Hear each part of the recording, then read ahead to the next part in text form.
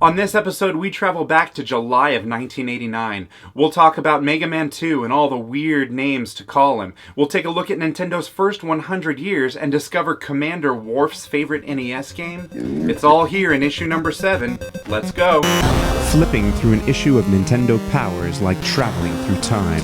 Nintendo's fascinating, nostalgic, and sometimes hilarious past is captured forever on its pages. Journey with me through time to discover Nintendo's history. This issue came out in the summer of 1989. At the time, Madonna was promoting self-expression and Prince was doing the Bat Dance. If you went to the theater, you probably bat danced your way to Batman, Lethal Weapon 2, or Parenthood.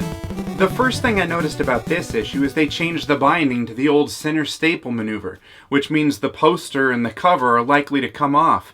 This one has tape reinforcing the binding. This cover is crap. Why is crusty old Dr. Wily the central image? Is he riding in a vehicle or about to iron his lab coat? And why does Mega Man look like a squatty, discolored afterthought relegated to the corner? The Player's Pulse section has a letter from Chuck Burks, a 36-year-old gamer from the NES days of 1989. He writes, "When I heard that Super Mario Bros. 2 had been released, I went to a local store. Luckily, I got the last copy out of an entire case they had received earlier in the day. I rushed home with my new game pack, anxiously awaiting the adventures that lay ahead of me in Subcon." His description is a lot like many of us rushing off to get the newest Mario or Zelda game today. Page 8 covers one of the best games in the entire NES library, Mega Man 2. No! Mega Man 2! It remedied Mega Man's quiet debut, thrust him into the limelight, and truly set the entire franchise in motion. On a bizarre note, this article uses a lot of pseudonyms for Capcom's Blue Bomber. Indigo Invader, the Champion of Justice, Crusader of Justice, Champion of All That's Right, and Do-Gooder is used twice. Whatever you call him, Mega Man 2 is an all-time great. Awesome weapons, unique thematic levels, a colorful cast of enemies and bosses, perfect control, amazing cartoon-like graphics. Clearly, the editors loved this game too, as it was given 16 pages of coverage. Now, I have fond memories of the side-scrolling action RPG Faxanadu, but when I think of it, I never think of it like this.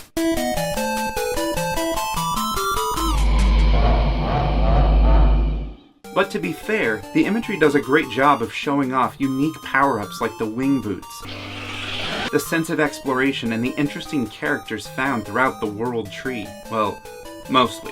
And what's with that gap?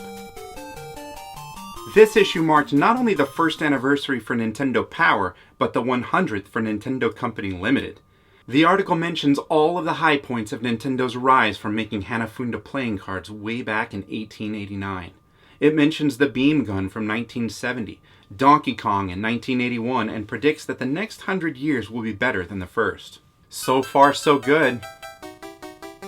There are a bunch of janked up controllers on page 87. All kinds of weird gimmicky peripherals forgotten by time. My favorites are the Mothership, which has the fighter pilot pistol grip design but requires you to put the standard NES controller inside it to make it work, and the Dominator Master Control that converts any standard NES controller or accessory into a remote accessory. In Counselor's Corner, readers ask why Ninja Gaiden is so hard and how to find the sweater in Friday the 13th. He should have asked how to find the fun. On page 33, someone asks how pitchers get into beanball battles. The response gives a list of hot head hitters that are more likely to charge the mound. Oko, Lynn, Frida, Star, Warner, Fendi, Paste, Debro, Agua, Bacon, Marcus, and Karas? Sounds like a fictional cartoon 80s street gang from an episode of the Transformers. Yo, Paste, Agua, cut him with your switchblade. Thanks for the helpful counsel, Jeffrey Hutt. The poster is of RoboCop. Wait, the poster is gone. Some stupid kid probably took it out and put it on his wall. Wait, I did that. That stupid kid was me.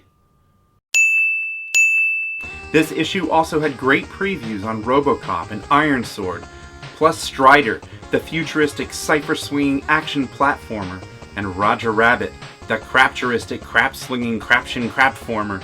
While that license was terribly implemented, this one was almost perfect. DuckTales. It's the first time I felt like I was actually playing a cartoon. We'll talk about it prominently in the next issue, along with all of Scrooge's green, including his green moon cheese of longevity. Classified information has some timeless tips, like this one from Zelda 1, where if you leave one enemy alive on each screen, it'll stay that way when you return. Walking through walls, an adventure of Link, or how to cross this infamous gap in Teenage Mutant Ninja Turtles. Seriously, is this classified information or how to overcome bad game design? Celebrity Profile puts the spotlight on Michael Dorn, Lieutenant Commander Worf from Star Trek The Next Generation. Once again, we're supposed to believe that he actually plays Nintendo. This quote says it all. He says his favorite game is Duck Hunt. Why, you might ask? Because when I was younger, my brother and I played Indians, and for some reason, Duck Hunt reminds me of Indians. What? Finally, this issue announced the Super Mario Bros. Super Show.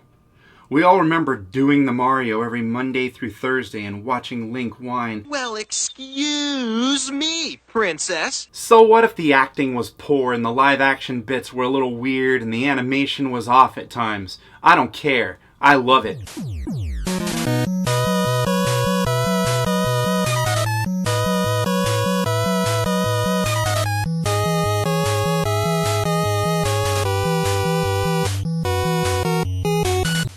The next issue features DuckTales, Dragon Warrior, and a full spread on Nintendo's all-new Game Boy.